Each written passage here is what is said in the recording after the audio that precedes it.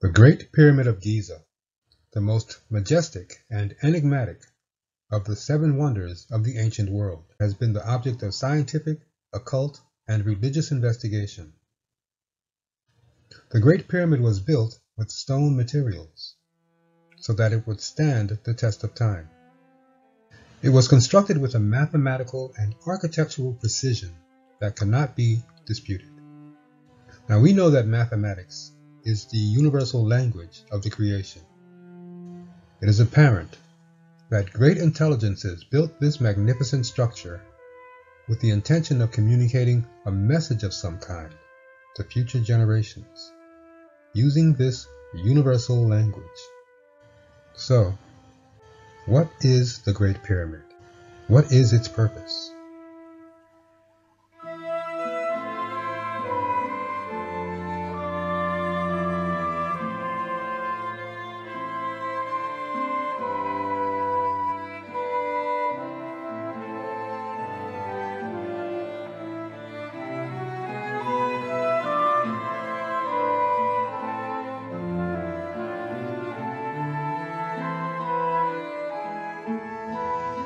Egyptian Hermeticism.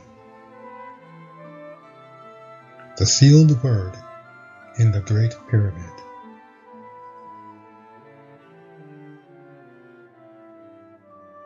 Ancient Egypt has puzzled investigators and researchers for centuries. It was a sophisticated and highly advanced civilization that appears to have sprung forth, fully grown, having no known predecessor. How could that be? Ancient Egypt and its Hermetic traditions can trace their roots to a glorious civilization that now sleeps beneath the waves of the Atlantic Ocean. The continent of Atlantis underwent periodic destruction over a span of hundreds of thousands of years. Those who followed the good law were made aware of pending catastrophes in advance, and groups that managed to escape the disasters became refugees. Like most empires, this civilization also engaged in the colonization of surrounding territories. After the catastrophe of 80,000 years ago, a group of Atlantean refugees arrived in the land of Chem, which was already inhabited. Reportedly, this group of refugees was led by Thoth, the Atlantean. They used their superior wisdom and magic to peacefully subdue and colonize the indigenous population of Chem. They taught them the Hermetic tradition that they had brought with them from sinking Atlantis. And it was during this period, 80,000 years ago, that the pyramid complex on the plains of Giza was constructed. The Great Pyramid is a temple of initiation,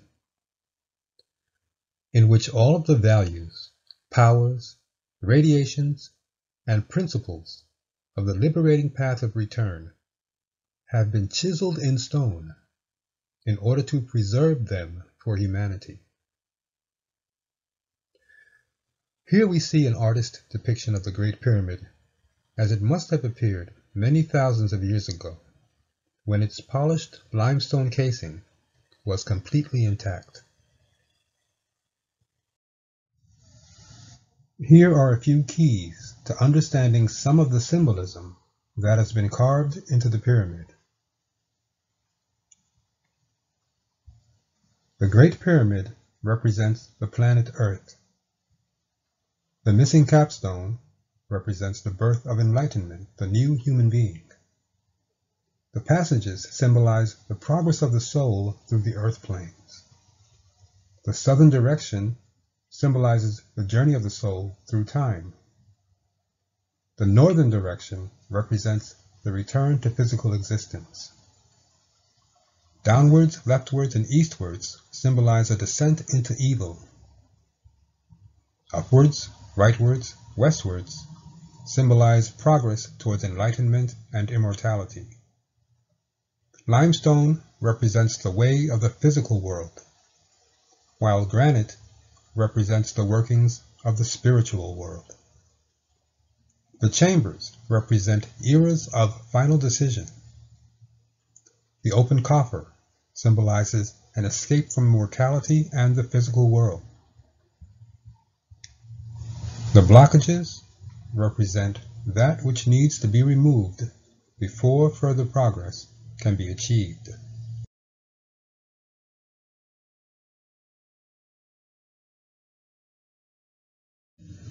Enclosed within the Great Pyramid is a sealed word, a word which can only be decoded and known by very few. Why only by a few? Because the true path of initiation, as laid out and carved into the stone chambers, passageways, and walls of the Great Pyramid, is not intended for the personality, but for the soul, the reborn soul.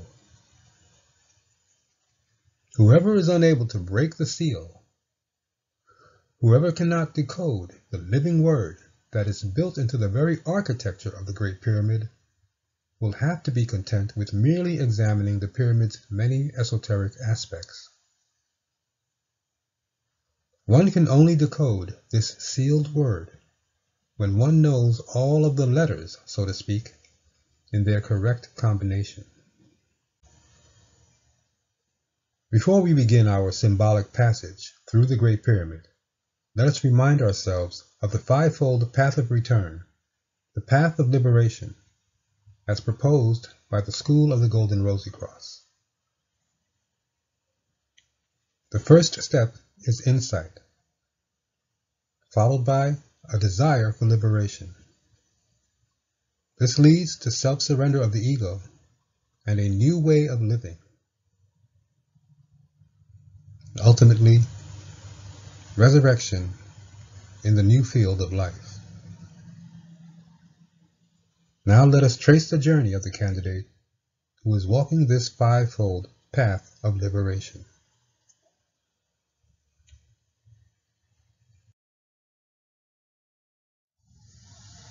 The ancient wisdom tells us that a candidate encounters 3 great trials or tests on the path of return.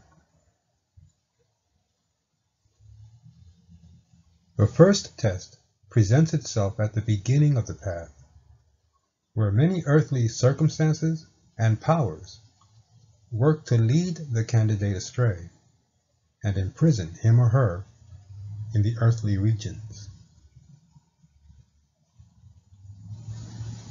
A second test follows at the point at which the great turnaround takes place, whereby the earthly ego, the I being, becomes greatly distressed and does everything to try and maintain its existence. Then there is a third and final test that takes place before the candidate may celebrate the great conquest over matter, and before he or she may experience the alchemical wedding, the reunion of spirit and soul.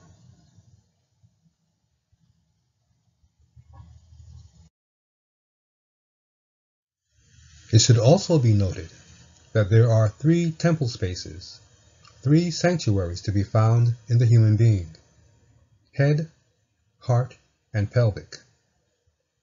These 3 sanctuaries must be purified during this process of initiation.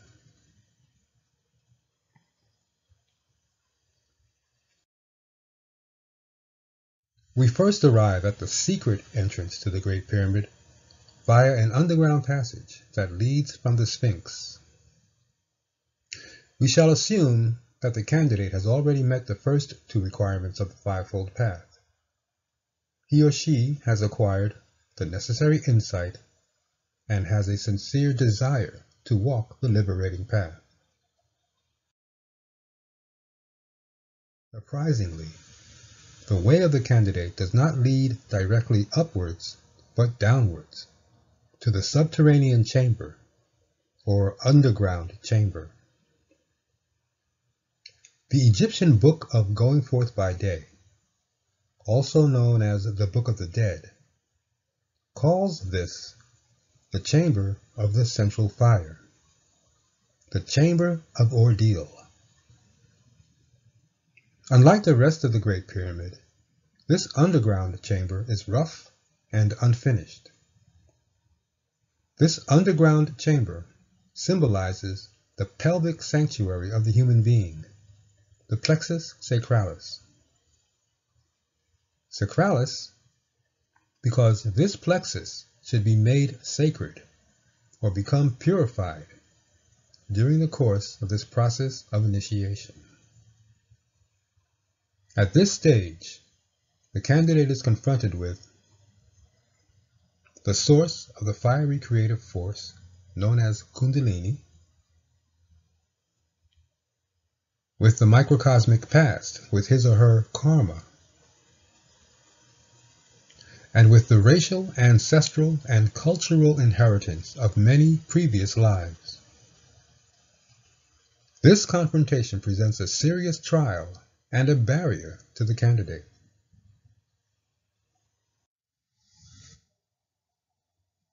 Looking further into the underground chamber, we see that there is an open pit. Just beyond the pit, there is a short corridor that ends in a wall, a literal dead end. These features symbolize the pitfalls and the futility that await those who pursue the horizontal path of existence.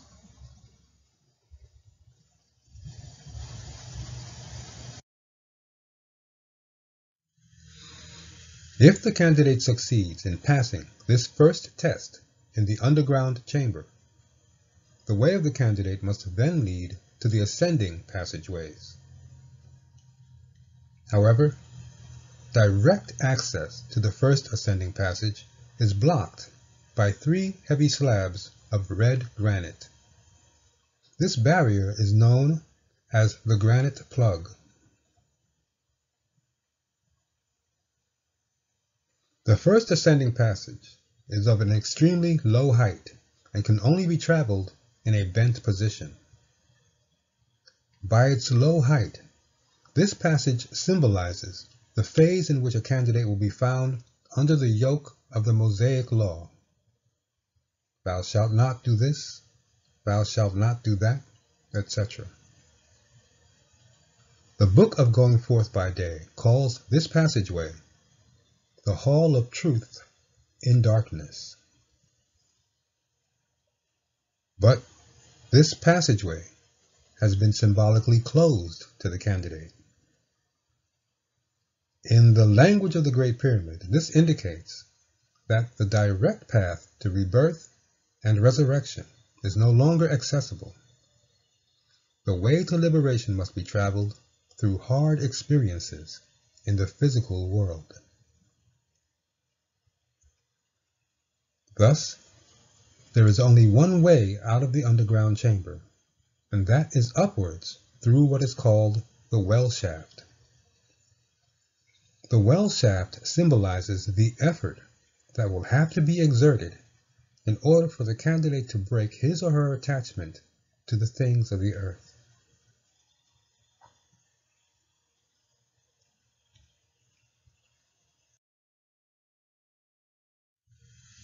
Upon reaching the top of the well shaft, the candidate sees a crossroads, a Y-junction. Here we find the intersection of 3 passageways. The first ascending passageway, the second ascending passageway, better known as the Grand Gallery, and the Queen's Chamber passageway. Here the candidate has arrived at the second test, the test of the Great Turnaround. It is the turning away from all that is earthly and a turning towards the world of the soul. The opening to the well shaft leads downwards once again to the underground chamber, and this serves as a symbolic warning to the candidate. the candidate must resist the temptation to force his or her inner development by trying to walk the path with the old will. Doing so would immediately lead the candidate to a new fall into error.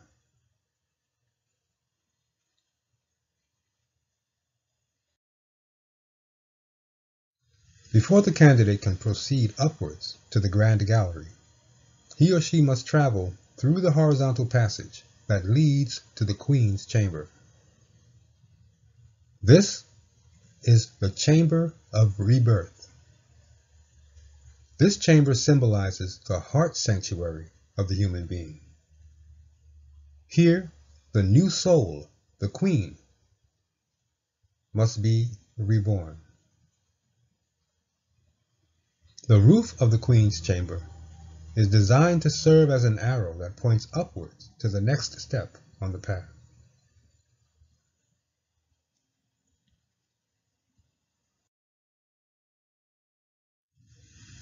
In the eastern wall of the Queen's Chamber, there is a five-fold recess. This recess is called the niche. The number 5 symbolically points to the 5 aspects of the soul, the 5 soul fluids. These are the consciousness fire, the serpent fire, the hormonal fluid, the nerve fluid, and the blood. These 5 soul fluids combine to form the light vesture of the candidate, which is in the process of being purified. Directly opposite from the niche is a wall with 5 sides. In fact, the entire chamber is carved in the shape of a pentagon. This was not done by chance. Nothing within the Great Pyramid is there by chance.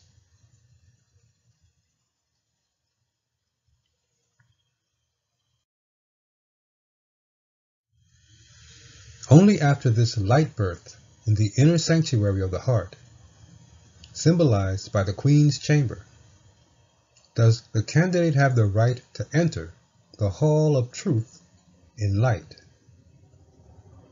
This is the second ascending passageway, the Grand Gallery.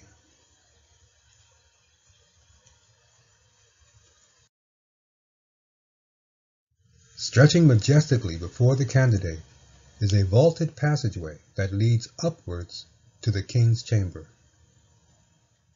The Grand Gallery is 30 feet high, with a length of 153 feet.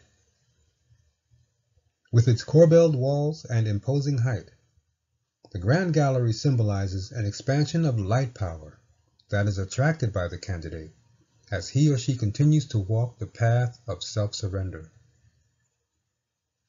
From this point onwards, the candidate no longer stands under the yoke of the old law. The candidate voluntarily places himself or herself under a new law. Thy will be done. These words summarize the essence of self-surrender and service.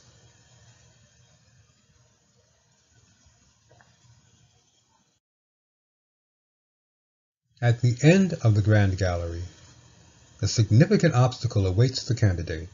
It is called the Great Step.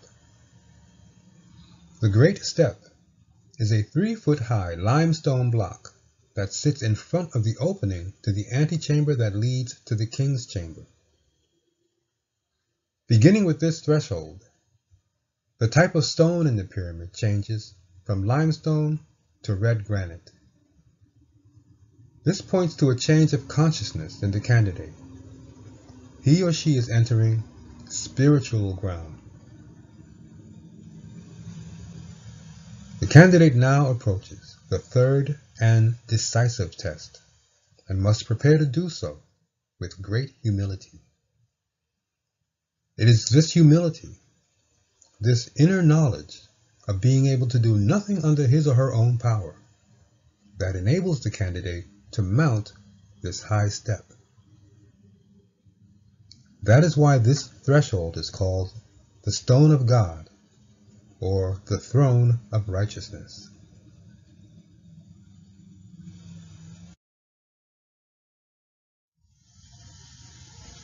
After crossing over the great step, the candidate reaches a small space known as the antechamber, or the chamber of the triple veil. From this chamber, a short passageway leads to the goal, the king's chamber.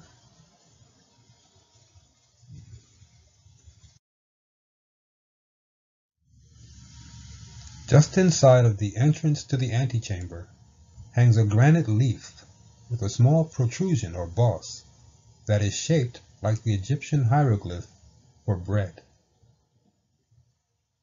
What is the meaning of this? What is this bread?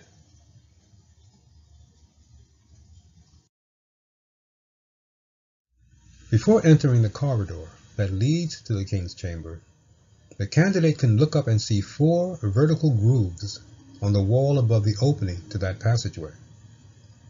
These 4 grooves symbolize that a new fourfold power, a fourfold food of renewal, is being handed to the candidate.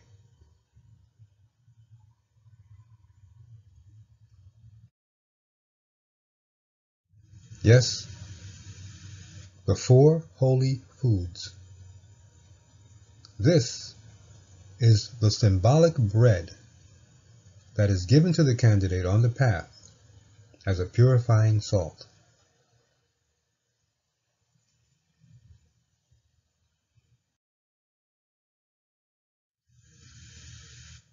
After passing through another low passageway in a crouched position, the candidate humbly enters the king's chamber.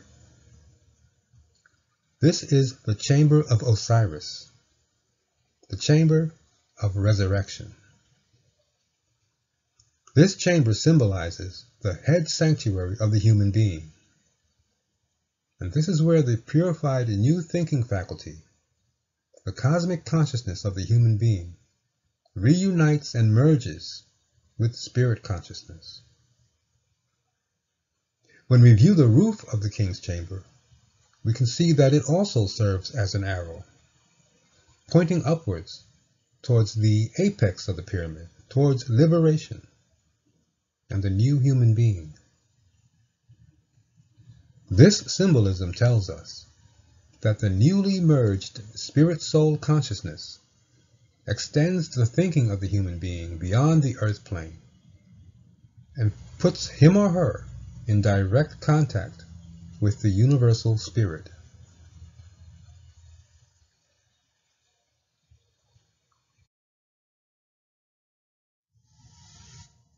The king's chamber is bare, except for an empty coffer. It is the symbol of the absolute self-surrender to the universal spirit, which is within and without. It is also the symbol and the truth of the glorious resurrection which is to follow. Here we are reminded of the temple tomb of Christian Rosicross. And it is here, in the king's chamber, that the seal, which protects and keeps the word, is broken. What is the word? From the temple of Osiris until this hour, along the entire universal path resounds the word of the Master. Be ye perfect, therefore, as your Father in heaven is perfect.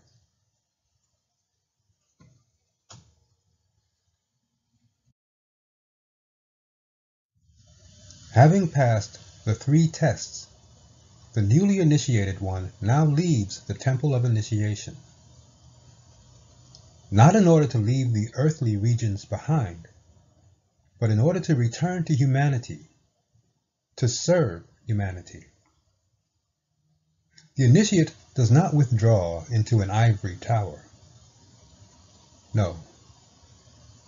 The initiate sacrifices himself or herself in complete service to God, the world, and to humanity. He or she adopts a new way of living.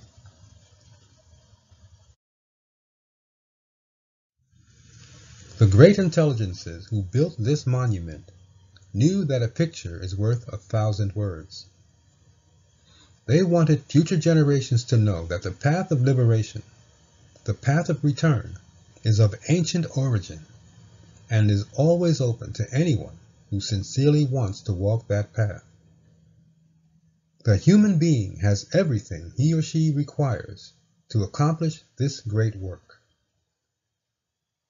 The 3 sanctuaries are waiting to be purified.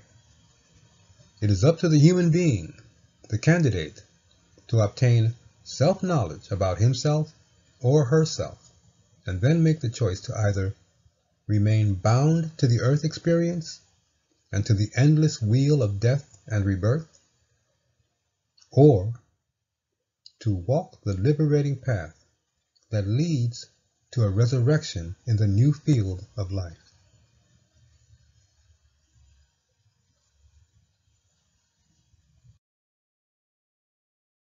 Humanity owes a tremendous debt of gratitude to those who cared enough to seal the meaning of Egyptian Hermeticism within this magnificent stone monument. It was their hope and their mission that we would decode the message, understand it, and then use that knowledge to travel the way of the stars.